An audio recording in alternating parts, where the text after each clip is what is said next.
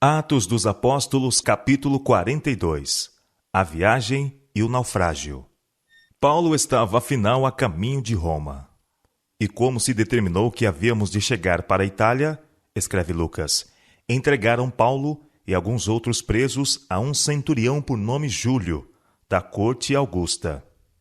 E embarcando nós em um navio adramitino, partimos navegando pelos lugares da costa da Ásia, estando conosco Aristarco, macedônio de Tessalônica.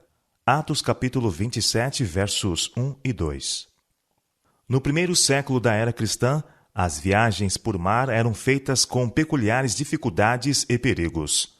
Os marinheiros faziam a sua rota em grande parte orientando-se pela posição do sol e das estrelas.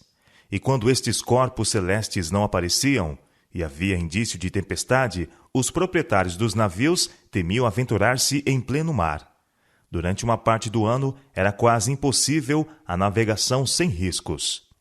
O apóstolo Paulo era agora chamado a suportar as difíceis experiências que lhe poderiam tocar como um prisioneiro em cadeias durante a longa e tediosa viagem para a Itália.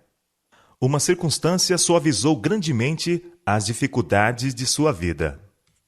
Foi-lhe permitida a companhia de Lucas e Aristarco. Em sua carta aos Colossenses, referiu-se ele mais tarde ao último como seu companheiro de prisão. Mas foi por vontade própria que Aristarco partilhou da prisão de Paulo, a fim de poder confortá-lo em suas aflições. A viagem começou favoravelmente. No dia seguinte lançaram âncora no porto de Sidom. Ali, Júlio, o centurião, tratando Paulo humanamente e sendo informado de que nesse lugar havia cristãos, lhe permitiu ir ver os amigos, para que cuidassem dele. Atos capítulo 27, verso 3. Essa permissão foi grandemente apreciada pelo apóstolo, que estava com a saúde debilitada. Havendo deixado Sidom, o navio encontrou ventos contrários, e tendo se desviado de uma rota direta, seu progresso foi bem lento. Em Mirra, na província de Lícia, o centurião encontrou um grande navio de Alexandria, que viajava para a costa da Itália. E para esse navio transferiu imediatamente os prisioneiros. Mas os ventos eram ainda contrários, e o progresso do navio foi difícil. Lucas escreve: E como por muitos dias navegássemos vagarosamente, havendo chegado apenas defronte a Cnido, não nos permitindo o vento ir mais adiante, navegamos abaixo de Creta, junto de Salmone, e costeando-a dificilmente, chegamos a um lugar chamado Bons Portos. Em Bons Portos, foram forçados a ficar por algum tempo, esperando o vento mais favorável. O inverno estava se aproximando rapidamente, sendo já perigosa a navegação, e os que tinham a responsabilidade do navio tiveram que desistir de alcançar seu destino antes que a época favorável para a navegação marítima se encerrasse naquele ano. A única questão a ser decidida, então, era se deviam permanecer em Bons Portos ou tentar alcançar um lugar mais favorável para invernar. Essa questão foi calorosamente discutida, sendo afinal referida pelo centurião a Paulo, o qual conquistara o respeito tanto dos soldados como da tripulação. Sem hesitação, o apóstolo aconselhou ficarem onde estavam. Vejo, disse ele, que a navegação há de ser incômoda e com muito dano, não só para o navio e carga, mas também para as nossas vidas. Mas o piloto e o mestre do navio e a maioria dos passageiros e toda a tribulação não quiseram aceitar esse conselho. Como aquele porto em que ancoraram não era cômodo para invernar, os mais deles foram de parecer que se partisse dali para ver se podiam chegar a Fênix, que é um porto de Creta, que olha para a banda do vento da África e do Coro, e invernar ali. Atos capítulo 27, versos 8 a 12. O centurião decidiu seguir o discernimento da maioria. De comum acordo, soprando o vento sobrandamente, deixaram Bons Portos, na esperança de que alcançariam logo o desejado porto. Mas, não muito depois, deu nela um pé de vento, e sendo o navio arrebatado, não podiam navegar contra o vento. Impulsionado pela tempestade, o navio se aproximou da pequena ilha de Clauda, e nesse abrigo os tripulantes se prepararam para o pior. O bote salva-vidas, seu único meio de escape no caso do navio afundar, estava amarrado e sujeito a ser feito em pedaços a cada momento. Seu primeiro trabalho foi içar esse bote para bordo. Todas as precauções possíveis foram então tomadas para fortificar o navio e prepará-lo para resistir à tempestade. A exígua proteção oferecida pela pequena ilha não durou muito, e logo estavam de novo expostos a toda a violência da tempestade. Toda a noite a tempestade rugiu, e não obstante as precauções tomadas, o navio fazia água. No dia seguinte, aliviaram o navio. De novo veio a noite, mas o vento não amainava.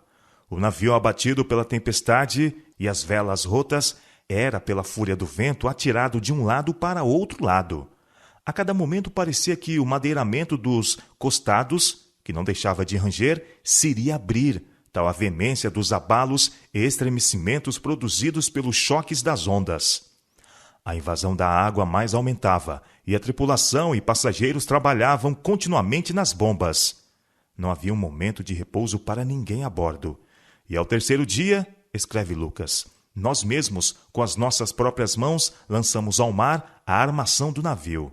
E não aparecendo, havia já muitos dias, nem sol nem estrelas, e caindo sobre nós uma não pequena tempestade, fugiu-nos toda a esperança de nos salvarmos. Atos capítulo 27, versos 18 a 20.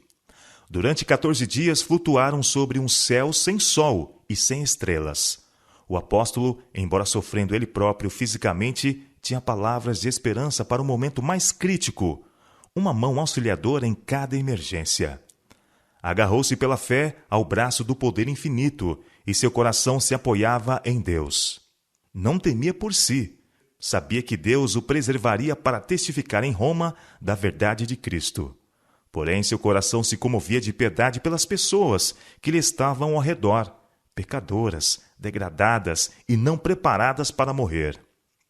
Ao suplicar ardentemente a Deus para lhes poupar a vida, foi-lhe revelado que sua oração fora atendida.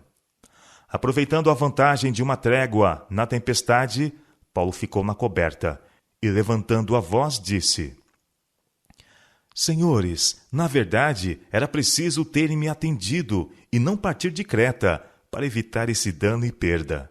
Mas, já agora, vos aconselho bom ânimo, porque nenhuma vida se perderá de entre vós, mas somente o navio. Porque esta mesma noite, um anjo de Deus, de quem eu sou e a quem sirvo, esteve comigo dizendo: Paulo, não temas. É preciso que compareças perante César, e eis que Deus, por sua graça, te deu todos quantos navegam contigo. Portanto, senhores, tende bom ânimo, pois eu confio em Deus que sucederá do modo por que me foi dito. Porém, é necessário que vamos dar a uma ilha. Atos capítulo 27, versos 21 a 26. Após essas palavras, reviveu a esperança. Passageiros e tripulantes se ergueram de sua apatia. Havia muito ainda a ser feito, e cada esforço e capacidade deviam ser exercitados para evitar a destruição. Foi na 14ª noite de arremesso, sobre as ondas negras e encapeladas, que lá pela meia-noite, ouvindo-se som característico, suspeitaram os marinheiros que estavam próximos de alguma terra, e lançando o prumo, acharam 20 braças, e passando um pouco mais adiante, tornando a lançar o prumo, acharam 15 braças, e temendo, escreve Lucas, ir dar em alguns rochedos, lançaram da popa 4 âncoras, desejando que viesse o dia. Atos capítulo 27, versos 27 a 29. Ao raiar do dia, os contornos da costa tempestuosa eram vagamente visíveis, mas não se viam quaisquer sinais de terra familiar. Tão sombria era a perspectiva que os marinheiros pagãos, perdendo toda a coragem, procuravam fugir do navio e fazendo preparativos dissimulados para lançar as âncoras pela proa. Tinham já lançado o bote salva-vidas, quando Paulo, percebendo seu baixo intento, disse ao centurião e aos soldados: Se estes não ficarem no navio, não poderei salvar-vos. Os soldados imediatamente cortaram os cabos do batel e o deixaram cair no mar.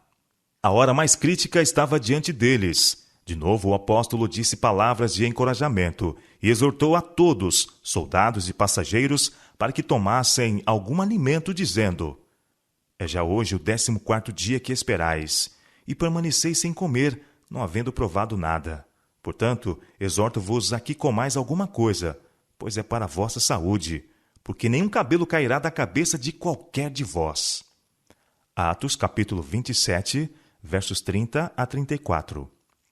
E havendo dito isto, tomando o pão, deu graças a Deus na presença de todos, e partindo, começou a comer. Então aquele exausto e desencorajado grupo de 265 almas, que não fora Paulo ter-se-ia desesperado, uniu-se ao apóstolo em partilhar do alimento. E refeitos com a comida, aliviaram o navio, lançando o trigo ao mar. Atos capítulo 27, versos 35 a 38. A luz do dia tinha agora rompido plenamente, mas eles nada podiam ver que lhes determinasse o lugar em que estavam. Enxergaram, porém, uma enseada que tinha praia, e consultaram-se sobre se deveriam encalhar nela o navio. E levantando as âncoras, deixaram-no ir ao mar, largando também as amarras do leme, e alçando a vela maior ao vento, dirigiram-se para a praia. Dando, porém, no lugar de 2 mares, encalharam ali o navio, e fixa a proa, ficou imóvel, mas a popa abria-se com a força das ondas. Atos capítulo 27, versos 39 a 41. Paulo e os outros prisioneiros estavam agora ameaçados por um perigo maior que o naufrágio. Os soldados viram que, enquanto estivessem procurando alcançar a terra, se lhes ia impossível vigiar os prisioneiros. Cada homem teria que fazer todo o possível para salvar-se. Entretanto, se algum dos prisioneiros faltasse, perderia a vida o responsável por eles. Por isso, os soldados desejavam matar todos os prisioneiros. A lei romana sancionava essa cruel prática, e o plano teria sido imediatamente executado, não fosse aquele a quem todos muito deviam. Júlio, o centurião, sabia que Paulo tinha sido um instrumento para salvar a vida de todos a bordo, e, além disso, convencido de que o Senhor estava com ele, temeu fazer-lhe mal. Portanto, mandou que os que pudessem nadar se lançassem primeiro ao mar e se salvassem em terra, e os demais, uns em tábuas e outros em coisas do navio. E assim aconteceu que todos chegaram à terra a salvo. Atos capítulo 27, versos 43 e 44. Quando se verificou a lista, nenhum faltava. Os náufragos foram bondosamente recebidos pelos nativos de Malta. Acendendo uma grande fogueira, escreve Lucas, nos recolheram a todos por causa da chuva que caía e por causa do frio. Paulo estava entre os que se mostravam ativos em prover o conforto dos outros. Tendo ajuntado e atirado à fogueira um feixe de gravetos, uma víbora, fugindo do calor, prendeu-se-lhe à mão. Os circunstantes ficaram tomados de horror, e vendo por suas correntes que Paulo era prisioneiro, diziam uns aos outros: certamente este homem é homicida, visto como, escapando do mar, a justiça não o deixa viver. Mas Paulo sacudiu o réptil no fogo, e nenhum mal sentiu. Sabendo a natureza venenosa da víbora, as pessoas olhavam para ele, esperando vê-lo entrar num momento em terrível agonia. Mas, tendo esperado já muito e vendo que nenhum incômodo lhe sobrevinha, mudando de parecer, diziam que era um deus. Atos capítulo 28, versos 2 a 6. Durante os 3 meses que o pessoal do navio permaneceu em Malta, Paulo e seus companheiros de trabalho aproveitaram muitas oportunidades de pregar o Evangelho. De modo notável, operou o Senhor por meio deles.